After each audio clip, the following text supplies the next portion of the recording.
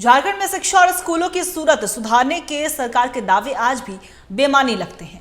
लोहरदगा जिले के पेशरार प्रखंड के अति दुर्गम पहाड़ी क्षेत्र के सीरम पंचायत के कोपिया गांव आइए, तब आपको हमारी बातों पर यकीन हो जाएगा। यहाँ प्राथमिक स्कूल की छत इतनी जर्जर है कि यह कभी भी धराशायी हो सकती है, लेकिन इसके बावजूद यहाँ गरीबों के बच्चे पढ़ते हैं। देखिए रिपोर्ट। जर्जर छत और छत से टूटे प्लास्टर से झांकती सीमेंट की परत बताने के लिए काफी है कि ये छत कितनी जर्जर हाल में है। बरसात की मार ये झेल पाएगी भी या नहीं, ये सरकार के काबिल इंजीनियर भी शायद बता नहीं सकेंगे। लेकिन इसके बावजूद इसी छत के नीचे गरीब परिवारों के नौनिहाल तालीम लेते हैं। ये जर्जर भवन है लोहरदगा जिले के पेशरार प्रखंड के अति दुर्गम पहाड़ी क्षेत्र के सीरम पंचायत के कोपिया गाँव के उत्क्रमित प्राथमिक विद्यालय का। स्कूल भवन की हालत इतनी जर्जर है कि बच्चों के साथ साथ स्कूल के शिक्षक भी डरे सहमे हैं। विद्यालय के छत की स्थिति बहुत जर्जर हो गया है, क्योंकि बरसात शुरू होते पानी टपकना शुरू हो गया है, जिससे बच्चों लोग को बहुत परेशानी हो रहा है। और हम लोग को भी डर लगता है कि कभी भी छत टूट कर गिर सकता है। तो बच्चों को कभी बरामदा में या पानी ज़्यादा होने लगता है तो एक दूसरा कमरा है जिस पर बैठा कर हम लोग एडजस्ट करके क्लास लेते हैं। प्रधानाध्यापक ने विभाग की जेई तक को कई बार लिखा, लेकिन जेई ने स्कूल आकर हालत देखना तक जरूरी नहीं समझा। प्रधानाध्यापक हम वरीय अधिकारियों को त्राहिमाम संदेश भेजे। देखिए सर, विभाग से हम कहना चाहते हैं कि जितना जल्दी हो यथाशीघ्र छत का मरम्मती किया जाए, जिससे हम लोग को पठन पाठन में कोई परेशानी नहीं है। आप इस मामले पर विभाग को अवगत कराए हैं? सर विभाग का अवगत तो कई बार जो जेई हैं उनको कई बार बोले हैं कि आकर देख लीजिए, लेकिन एक बार भी नहीं आया। जिला शिक्षा अधीक्षक दास सुनंदा चंद्र मौलेश्वर अब तक स्कूल की इस हालत से बाखबर हैं। डीएसई ने जरूरी कार्रवाई का आश्वासन दिया है। वहीं जिला परिषद अध्यक्ष रीना कुमारी ने कहा कि वो खुद ऑन स्पॉट पहुंचकर स्कूल का जायजा लेंगी। जर्जर भवन की मरम्मत के लिए हर जरूरी कोशिश की जाएगी। के मामला वहाँ पे अगर है तो मैं खुद जाके वहाँ पे निरीक्षण करूँगी, देखूँगी कि वो किस स्थिति में है, वहाँ बच्चे किस स्थिति में पढ़ाई कर रहे हैं। तो मैं विभाग से इस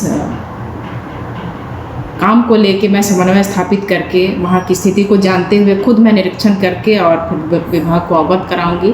और हम लोगों की तरफ से, मेरे तरफ से प्रयास रहेगा कि इसको हम जल्द से जल्द मरम्मती करवाएं। और शिक्षा और स्कूलों की सूरत सुधारने की बात अब तक बेमानी है, जब तक कि गांव का हर एक स्कूल दुरुस्त ना हो जाए। इन स्कूलों में गरीब परिवारों के बच्चे पढ़ते हैं, लिहाजा सरकार को और ज्यादा ध्यान देने की जरूरत है ताकि स्कूलों में बच्चों की तादाद भी बढ़ सके। अगर स्कूलों की हालत ऐसे ही रही तो लोग सरकारी दावों को सिर्फ जुमला ही कहेंगे। टीवी 45 के लिए लोहरदगा से अमर गोस्वामी की रिपोर्ट। और इसी खबर पे और भी ज्यादा जानकारी के लिए हमारे साथ हमारे सहयोगी अमर गोस्वामी हमारे साथ बने हुए, उनका रुख करेंगे। अमर, देखिए, अगर हम बात करें तो स्कूलों की सूरत सुधारने के लिए सरकार लगातार दावे करती है, लेकिन कई ऐसे जिले हैं जहां पे प्रखंड और गांव की जो तस्वीर है वो कुछ और ही कहानी बयां करती है। और लोहरदगा के सीरम पंचायत के कोपिया गांव की यही तस्वीर है, जहां पे छत जर्जर हो गई है, कभी भी धराशायी हो सकती है।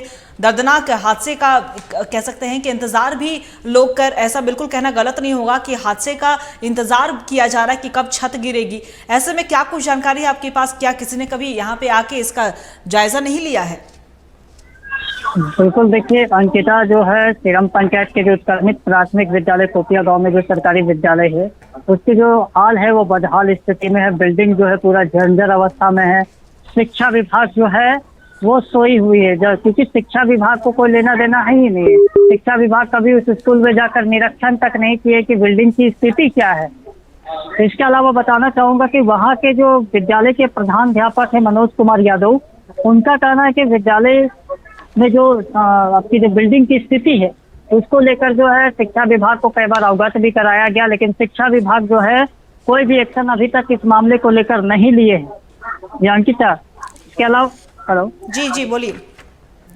इसके अलावा अंकिता आपको बताओ कि इस मामले में जब हम डीएससी से बाइट लेने का प्रयास किए तो डीएससी का साफ शब्दों में कहना था कि आप खबर चलाइए, उसके बाद हम कार्रवाई करेंगे, इससे पहले हम कुछ नहीं करेंगे। तो साफ दिख रहा है कि शिक्षा विभाग को जो है बच्चों के भविष्य के साथ कोई लेना देना नहीं है, क्योंकि शिक्षा विभाग चाहती कि कोई बड़ी घटना हो तब हम जो है आगे की कार्रवाई करेंगे। मतलब वो बड़ी घटना के इंतजार कर रहे हैं शिक्षा विभाग लोहरदगा।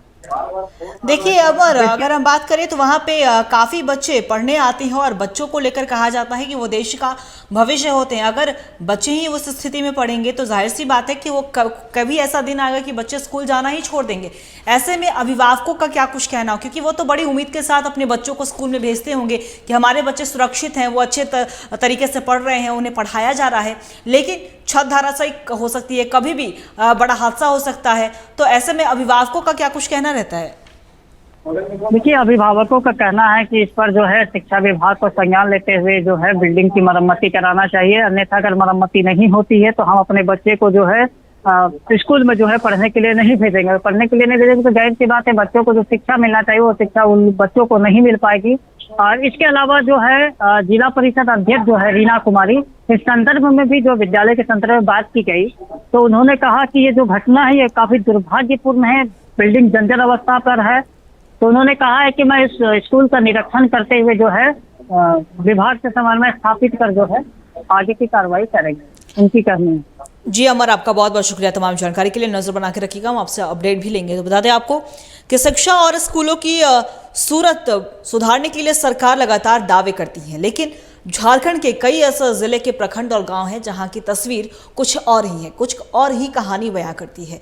और ये हम आपको लोहरदगा की तस्वीर दिखा रहे हैं। सीरम पंचायत के कोपिया गांव की तस्वीर है, जहां छत की हालत काफ़ी ज़्यादा जर्जर स्थिति में बनी हुई है, कभी भी दुर्घटना हो सकती है। और ऐसे में बच्चों और अभिभावकों में कहीं ना कहीं ये डर भी सताता रहता है कि उनके साथ कोई दुर्घटना ना घट जाए। ऐसे में देखने वाली बात होगी कि अधिकारियों ने साफ तौर पे कहा है कि खबर दिखाने के बाद वो संज्ञान लेंगे, तो अब देखने वाली बात होगी कि संज्ञान लिया जाता है या फिर नहीं, क्या कुछ एक्शन लिया जाता है। क्योंकि लगातार बच्चों में कहीं ना कहीं वो डर बना हुआ रहेगा, अभिभावकों में भी डर बना रहेगा, क्योंकि बड़े उम्मीद के साथ वो अपने बच्चों को स्कूल पढ़ने के लिए भेजते हैं।